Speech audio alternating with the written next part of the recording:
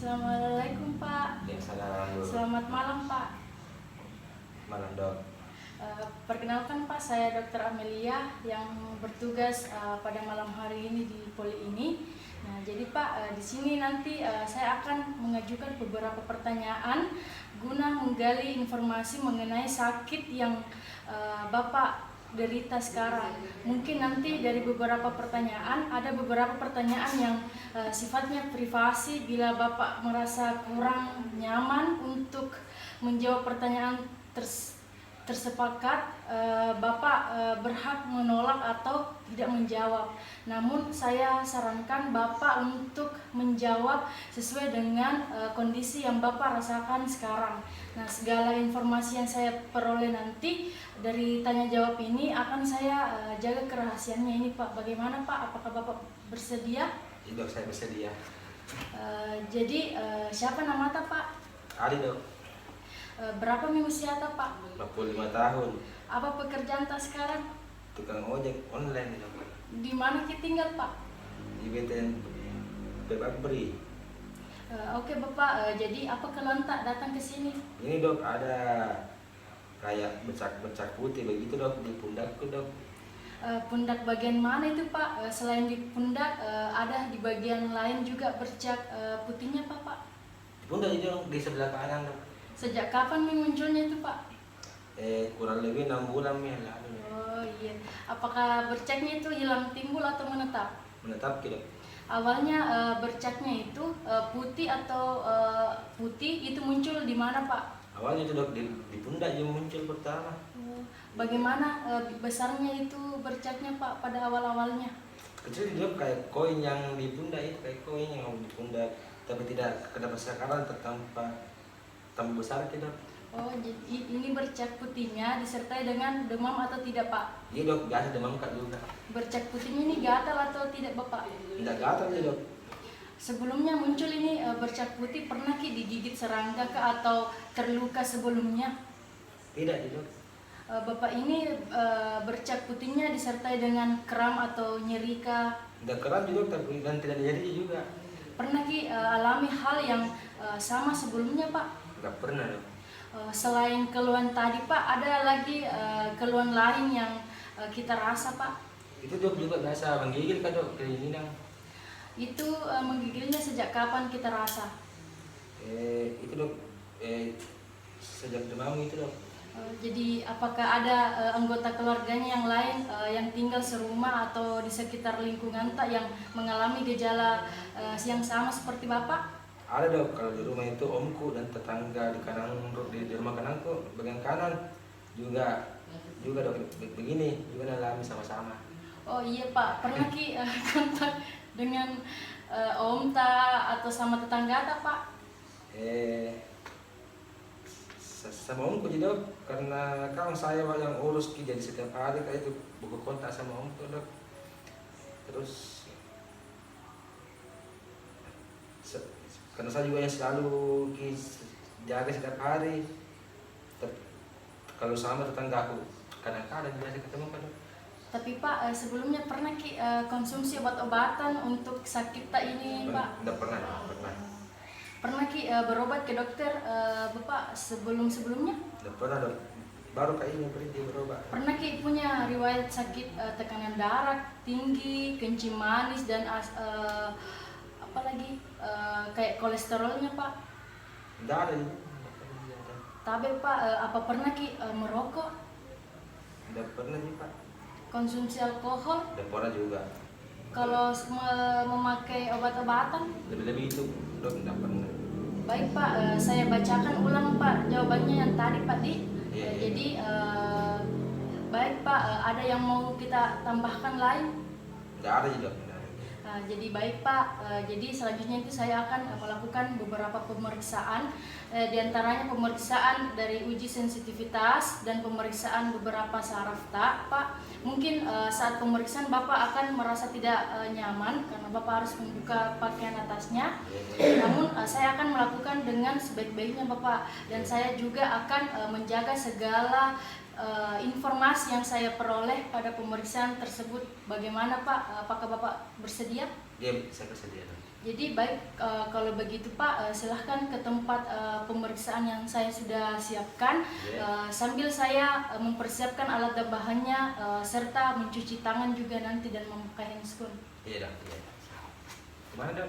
Di sana Pak. Oh iya. Selanjutnya saya akan mempersiapkan alat dan bahannya. Ada air mengalir, kemudian ada stetoskop, tensimeter, kemudian ada termometer, kemudian ada kaca pembesar, handscoon, serta 2 tabung reaksi yang berisikan air panas dan air dingin. Kemudian ada kapas yang ujungnya runcing dan jarum suntik yang steril. Di sini saya sudah mencuci tangan dan memakai handscoon. Nah, selanjutnya saya akan berada di sebelah kanan pasien. Kemudian pasien sudah berbaring dan sudah membuka pakaian atasnya. Nah, setelah itu saya akan melihat keadaan umum pada pasien dari sakit ringan, sedang ataupun sakit berat. Nah, selanjutnya saya akan mengukur status gizinya, yaitu dengan menentukan penentuan panduan status gizi. Nah, selanjutnya saya akan menilai tanda-tanda vital. Yang pertama adalah tekanan darah, yaitu dengan menggunakan stetoskop dan alat tensimeter. Permisi ya Pak.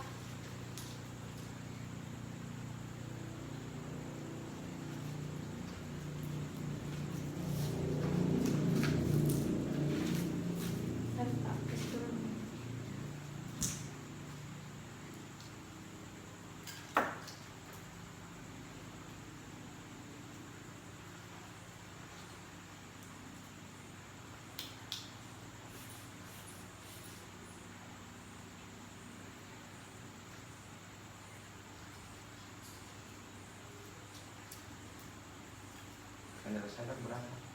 120/80 normal Pak, normal Ji. Oh iya. Nah, selanjutnya pemeriksaan pada nadi tabik padi. Setelah itu pemeriksaan pada suhu Bapak selama 5 menit. Setelah itu melakukan pemeriksaan pada frekuensi pernafasan pada Bapak. Nah, setelah selesai, saya akan melakukan pemeriksaan dari kepala sampai kaki. Yang pertama itu adalah pemeriksaan pada kepala dan wajah Bapak. Apakah ada penipisan pada rambutnya Bapak atau alisnya? Kemudian apakah ada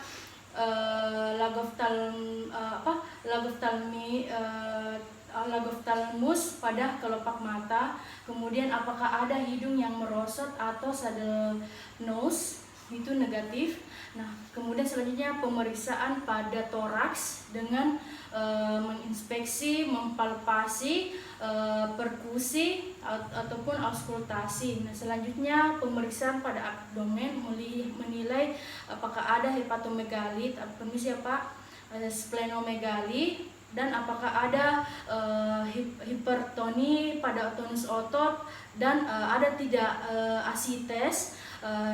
Di sini tidak ada kelainan apa-apa. Nah, selanjutnya kita lihat ada tidak udema pada kaki atau luka pada kaki. Nah, setelah itu melihat di mana bercak yang dimaksud, yaitu di bagian pundak sebelah kanan. Nah, setelah itu akan menginspeksi, melihat lokasi keluhannya itu di pundak sebelah kanan pada pasien. Kemudian mempalpasi, yaitu menilai efloresensi yang tampak. Kemudian bila lesi rata nilai permukaan kulit dengan kulit kering atau basah. Kemudian menilai bentuk dan gambaran kelainan kulit, teratur atau tidak teratur. Kemudian menilai ukuran dan distribusi kelainan kulit. Nah, hasilnya itu yang saya dapatkan, terdapat makula hiperpigmentasi regio pundak kanan berbatas tegas dengan permukaan kering. Nah, selanjutnya saya akan mengulangi pemeriksaan dengan menggunakan kaca pembesar dan atau loop Dan kemudian setelah itu saya akan melakukan dokumentasi kelainan kulit yang diperoleh. Nah, selanjutnya Pak, bisa duduk Pak.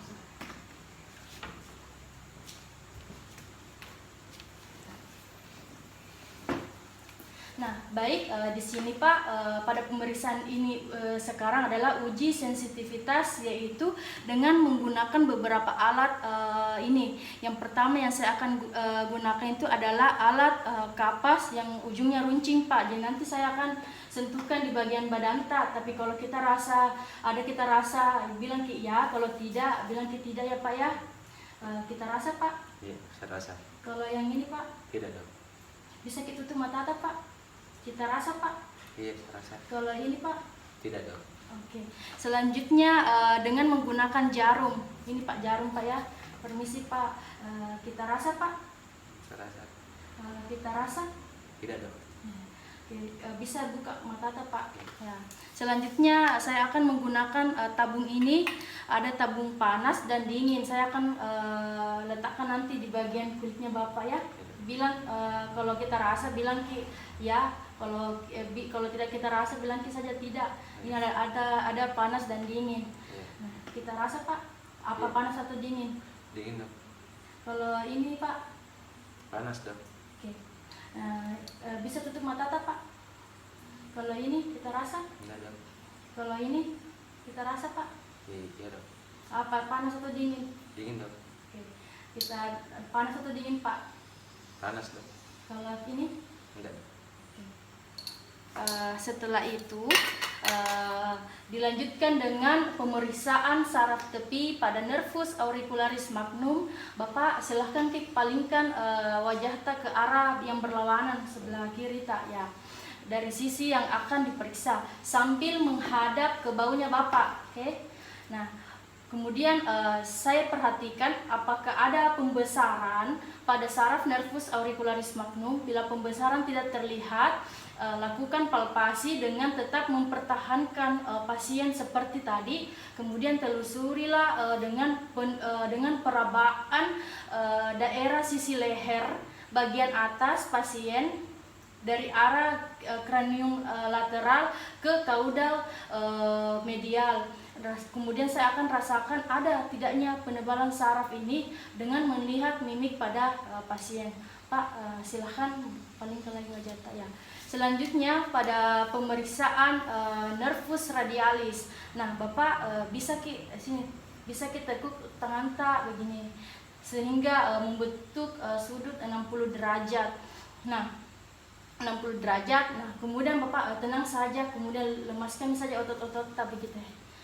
Kemudian saya akan raba dan telusuri di sepertiga lengan atas, kira-kira dari musculus tricep brachii, caput longum dan lateral.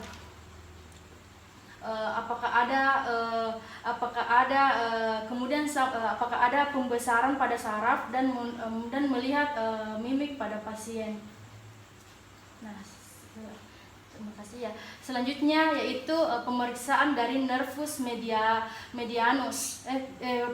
Pemeriksaan dari nervus ulnaris, yaitu peganglah tangannya ini kanan bagian bawah pasien dengan tangan kanan, periksalah siku pasien sedikit ditekuk sehingga lengan pasien rileks, yaitu gunakan jari-jari terlunjuk dan jari-jari tengah kiri untuk mencari sambil meraba nervus ulnaris di dalam sulcus nervi ulnaris atau tonjolan kecil yang ada di bagian medial atau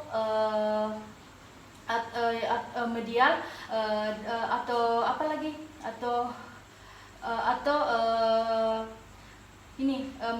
medialisnya. Kemudian saya akan rasakan apakah ada pembesaran pada saraf atau pembesaran saraf atau tidak. Kemudian berikanlah sedikit tekanan ringan pada nervus ulnarisnya untuk menelusuri ke arah atas dengan halus. Nah, setelah itu perhatikan mimik pasien, apakah pasien nampak kesakitan atau tidak. Nah, selanjutnya silakan Pak. Nah, selanjutnya saya akan melakukan pemeriksaan pada nervus medianusnya. Pak, bisa kepalkan tangan kayak begini. Tapi jangan mikir terlalu erat-erat. Ya, sambil difleksikan sedikit. Oke. Sampai difleksikan sedikit, kemudian saya akan menelusuri daerah dari tendon musculus palmaris longus dan tendon musculus flexus carpi radialis longus dan ujung jarinya dengan ujung jariku. Nah, kemudian saya akan rasakanlah ada tidaknya pembesaran pada saraf sambil meraba, serta perhatikan juga mimik pada pasien. Nah, selanjutnya yaitu melakukan saya akan duduk di depannya Bapak. Kemudian saya akan melanjutkan pemeriksaan pada nervus perennius communis atau nervus popliteal lateralis. Bapak bisa silahkan duduk dan kakinya dirilekskan saja. Kemudian saya akan duduk di depan pasien dengan tangan kanan memegang kaki kanan memegang kaki kiri, tangan kiriku memegang kaki kanannya pasien. Nah, setelah itu saya akan letakkan jari tangan dan telunjuk pada bagian luar pertengahan betis pasien. Kemudian raba secara perlahan-lahan ke arah atas sampai menentukan benjolan tulang atau kaput fibula. Nah, setelah itu saya akan raba saraf perennius kira-kira 1 cm dari benjolan tulang tersebut ke arah belakang atas. Kemudian gulirkan saraf tersebut dengan tekanan yang ringan ke kiri ataupun ke kanan. Nah, setelah itu kemudian rasakan ada tidaknya pembesaran sambil meraba. Nah, kemudian sambil melihat mimik pada pasien. Nah, setelah itu Bapak bisa dan selanjutnya saya akan meraba nervus tibialis posterior di bagian belakang bawah dari mata kaki ke sebelah dalam. Kemudian saya akan masukkan ada tidaknya pembesaran saraf sambil meraba dan perhatikan juga mimik pada pasien. Nah, setelah itu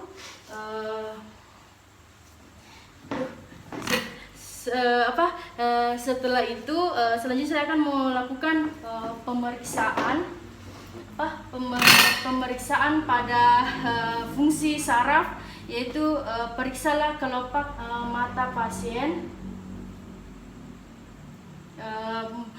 Mata pasien untuk melihat adanya gangguan motorik dari nervus facialis. Kemudian saya akan melakukan pemeriksaan pada kaki, apakah ada gangguan motorik atau sensorik. Pas saya tahan ya, bisa kita kasih gerak ke atas kaki kita. Oh ya. Setelah itu selesai, Bapak nanti bisa nanti duduk lagi di tempat yang semula yang waktu saya anamnesis Pak. Jadi di sini saya sudah mencuci tangan kembali dan melepas handscoon. Nah, jadi Bapak dari hasil pemeriksaannya saya curigai diagnosis ke arah lepra atau kusta, tapi gejalanya ini mirip dengan vertigo, pityriasis versicolor dan pityriasis alba dan tinea. Pada diagnosis ini pasti masih memerlukan pemeriksaan penunjang Pak, seperti pemeriksaan bakteriologis, pemeriksaan histopatologis, pemeriksaan BTA dan kerokan kulit. Nah, jadi Bapak itu tidak perlu khawatir, penyakit yang Bapak derita sekarang ini bukanlah penyakit yang tidak dapat disembuhkan, tapi bisa disembuhkan. Nah, bila Bapak senantiasa melakukan pengobatan dengan baik, minum obat dengan teratur, mengikuti arahan dari dokter, dan tidak lupa juga untuk kontrol kembali ke dokter Pak.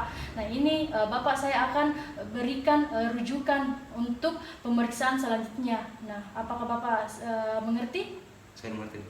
Terima kasih Bapak, semoga Bapak lekas sembuh. Amin. Dan cukup sampai sini saja pemeriksaan anamnesis dan pemeriksaan bercak pada kulit. Lebih dan kurangnya mohon dimaafkan. Assalamualaikum warahmatullahi wabarakatuh. Waalaikumsalam.